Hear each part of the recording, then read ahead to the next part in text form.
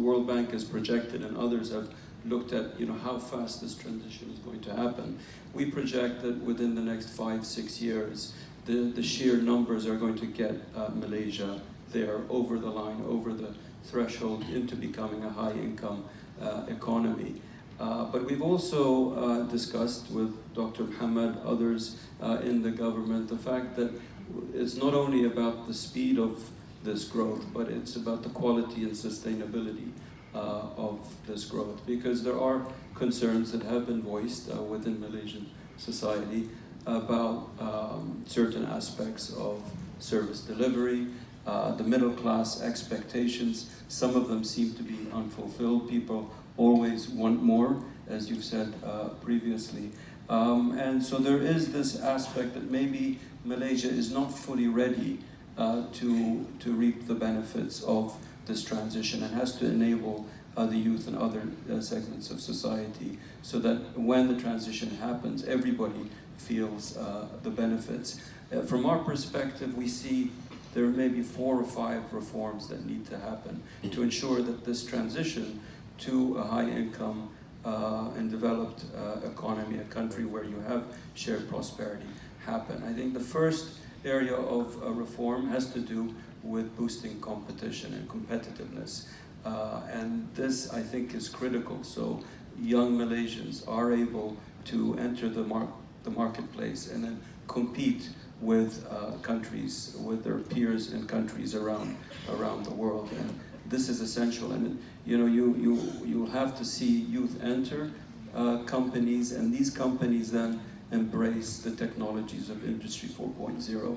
Because without that kind of innovation, you won't see the productivity growth that we need to get Malaysia over the line. So boosting competitiveness through productivity growth, through innovation is priority, I think, number 1. Then creating the jobs of the future. And this is incredibly important, because this is where the opportunities for the youth to play a role in driving Malaysia's economic future comes into play. And it's not only any kind of jobs. You want well-paying and productive jobs. And this is where the government has to encourage the private sector to generate these kinds of jobs, perhaps by focusing on more complex products that they can export overseas. Now, those complex products are going to require greater technical innovation, and that's where education comes in, and boosting the quality of education.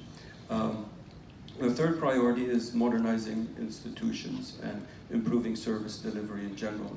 This is a topic that we focused on in our Malaysia Economic Monitor report that came out in June, July. So there has to be a quality of bureaucratic service delivery that is consistent with a high-income country.